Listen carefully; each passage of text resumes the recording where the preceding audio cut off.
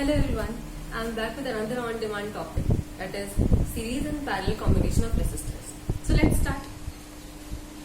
So पहला ये है कि हम लोग सीरीज में है रेसिस्टर्स या पैरेलल में है उसको हम लोग पहचानेंगे कैसे। तो उसके लिए ऐसा करना होगा कि अगर रेसिस्टर जो है वो एक के बाद एक लगा हुआ है और उन सब में सेम करंट फ्लो करता है, यहाँ भी करंट आई, यहाँ भी करंट आई, यहाँ भी करंट आई, तो ये तीनों जो होगा ये सीरीज में हो जाएगा।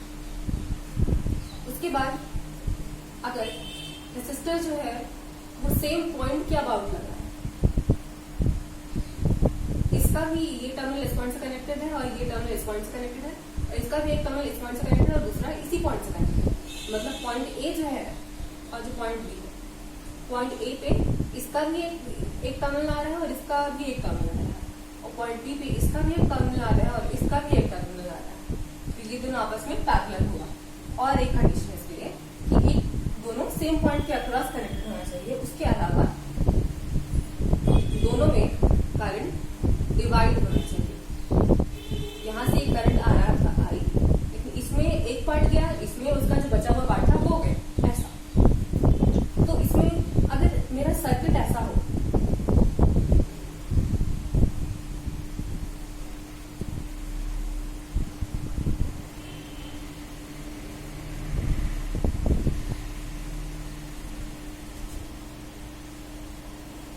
तो ये क्या है, ये सीरीज में। क्यों?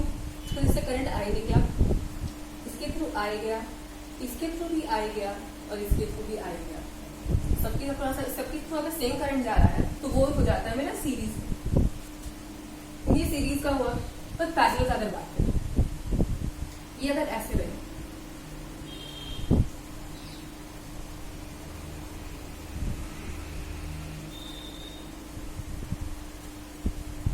यहां से आया करंट आई, यहां गया करंट आई, यहां पहुंचा करंट आई, लेकिन ये जो करंट है ये इन दोनों में डिवाइड हो गया, I1 और ये I माइनस I1, और दोनों सेम पॉइंट के अबाउट कनेक्टेड है, पॉइंट ए और पॉइंट बी, दोनों पॉइंट ए और पॉइंट बी के अबाउट ही कनेक्टेड है, तो ये दोनों ये और ये आपस में पैरेलल हुआ।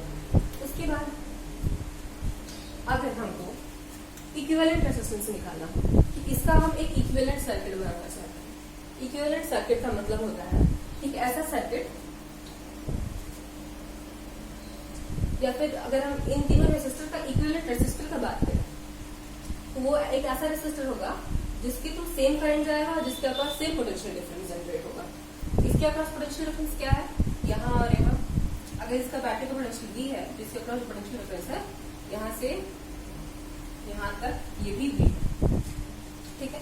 तो इसका जो इक्विवेलेंट सर्किट बनेगा और इन तीनों का जो इक्विवेलेंट रेजिस्टर बनेगा वो इसका फॉर्मूला होता है कि अगर रेजिस्टर सीरीज में तो equivalent resistance will be equal to R1 plus R2 plus R2। मतलब अगर एक रेजिस्टर है R1, एक रेजिस्टर है R2 और एक रेजिस्टर है R3 और तीनों सीरीज में है,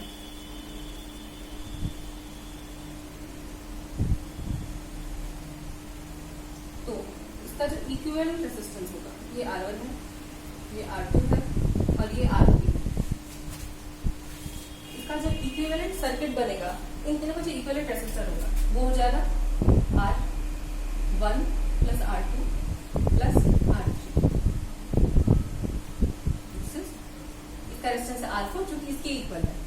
उसके बाद इसको उसी बैटरी के हम लोग अक्रॉस में कनेक्ट कर देंगे, इसका इक्विवेलेंट सर्किट ये हो जाएगा। अब इसके बाद अगर पैरेलल में लगा हो रेजिस्टेंस,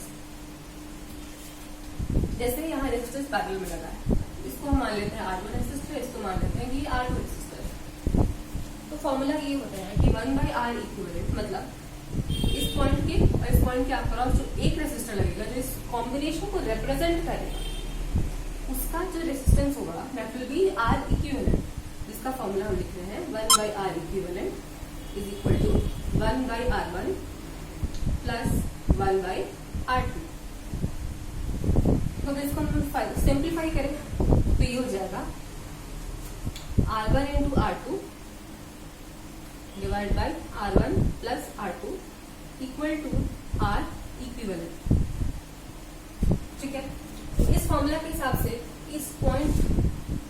ए और पॉइंट बी के अक्रॉस जो हमारा इक्विवेलेंट रेजिस्टर आएगा उसका मैग्नीट्यूड क्या होगा, R1 into R2 divide by R1 plus R2, और ये पॉइंट ए और पॉइंट बी के अक्रॉस बैटरी के अक्रॉस इस तरह से लग जाएगा और ये इसका इक्विवेलेंट सर्किट हो जाएगा।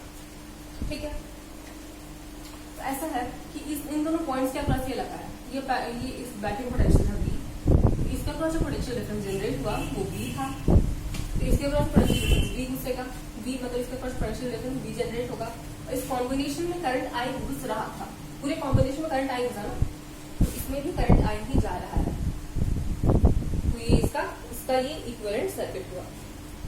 उसके बाद रेसिस्टर, सीरीज रेसिस्टर कॉम्बिनेशन और पैरेलल कॉम्बिनेशन पहचानने का हम और सवाल करते हैं।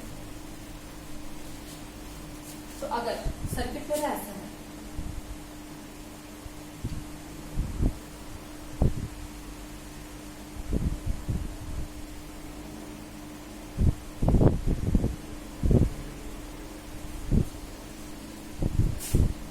तो ये दोनों जो रेसिस्टर है R2 R3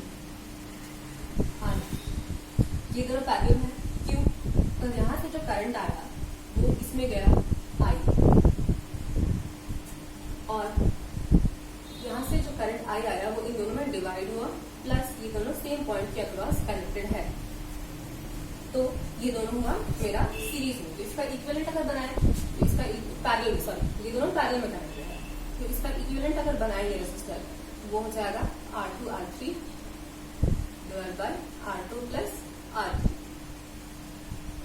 ऐसा, और ये इसके साथ ऐसे, तो जिस पॉइंट के अक्रॉस ये कनेक्ट था ना, कि इसको हम पॉइंट ए बोले और इसको पॉइंट बी बोले, तो उन्हीं दो पॉइंट के अक्रॉस इसको कनेक्ट कर देना है इक्विवेलेंट रेजिस्टर। तो अब क्या हुआ, ये सेम बैटरी है, यहाँ से जो करंट आ रहा था आई जो इसके थ्रू गया था, अब वही करंट इसके थ्रू भी जाएगा, तो अब ये दोनों सीरीज में हो गया, तो ये दोनों अब सीरीज में है, तो ये था R1, तो जो इसका इक्विवेलेंट सर्किट बनेगा वो हो जाएगा, एक रेसिस्टर आ जाएगा इस पॉइंट C और तो यहाँ ये और ये सीरीज में है, इसका रेजिस्टेंस था R1, तो इसका जो इक्विवेलेंट सर्किट बनेगा वो ऐसा बनेगा कि ये जो पॉइंट है, पॉइंट A और पॉइंट B या पॉइंट C और पॉइंट D, इसके अक्रॉस इन दोनों का इक्विवेलेंट रेजिस्टर जुड़ जाएगा, जो कि हो जाएगा सीरीज में है, तो इन दोनों का सम हो जाएगा R1 plus R2 R3 divide by R2 plus R3, तो ये इसका इक्विवेलेंट रेजिस्टर हो जाएगा ऐसा। इसके बाद अगर हम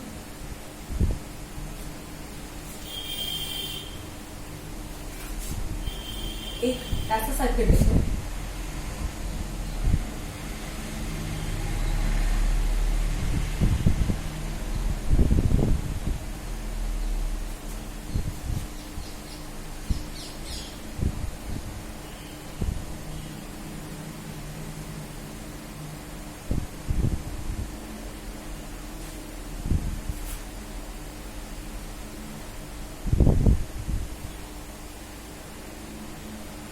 तो यहाँ से जो करंट जा रहा है वही करंट इससे भी जाएगा,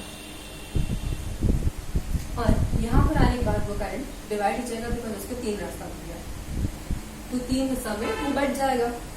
उसके बाद ये दोनों सीरीज में है, क्यों, बिकॉज इससे जो करंट जा रहा है वो जो भी करंट है वही करंट इससे भी जाएगा, बिकॉज यहाँ पर कोई और ब्रांच नहीं है ना कि इससे पार हो गया करंट, ऐसे तो नहीं हो सकता, जो आ रहा है उसके पास एक ही रास्ता है, तो सारा का सारा इसी के थ्रू चला जाएगा, तो इसमें सेम करंट जाएगा, तो सेम करंट गया दोनों से, तो ये दोनों सीरीज में हुआ, दोनों का रेजिस्टेंस हम मान लिए R था, तो जो इक्विवेलेंट रेजिस्टर आएगा तो अगेन इन दो पॉइंट्स के अक्रॉस ये दोनों मिल के कनेक्टेड था, उसके अक्रॉस एक रेजिस्टर आ जाएगा ऐसे, जिसका वैल्यू होगा R equivalent is equal to R plus R is equal to 2R। तो ये जो रेजिस्टर होगा ये हो जाएगा 2R अब ये तीनों पैरेलल है, क्यों? बिकॉज तीनों सेम पॉइंट के क्रॉस कनेक्टेड है।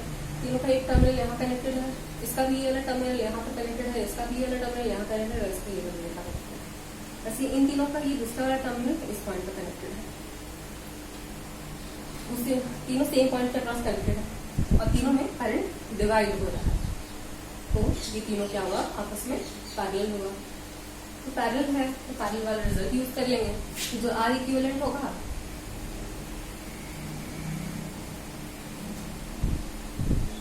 हो जाएगा R1 into R2 into R3 divide by R1 plus R2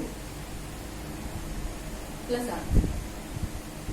तो यहाँ से आ जाएगा R plus R into R2 two R cube divide by R plus R 2R plus 2R square. तो यहाँ से एक R कट जाएगा, इस बार हो जाएगा, ये डिवाइड हो जाएगा, ये R स्क्वायर बाई 2 हुआ। तो इन तीनों के प्लेस पे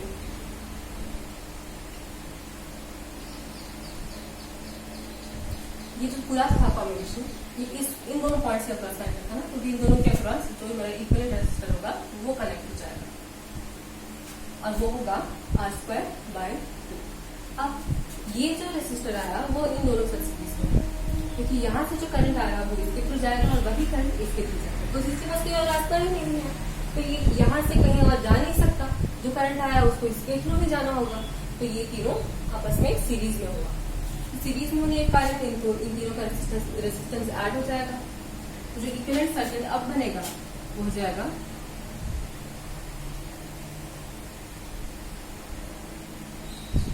R equivalent is equal to R plus R plus R square by, यहाँ से आगे 4R plus R square by 2।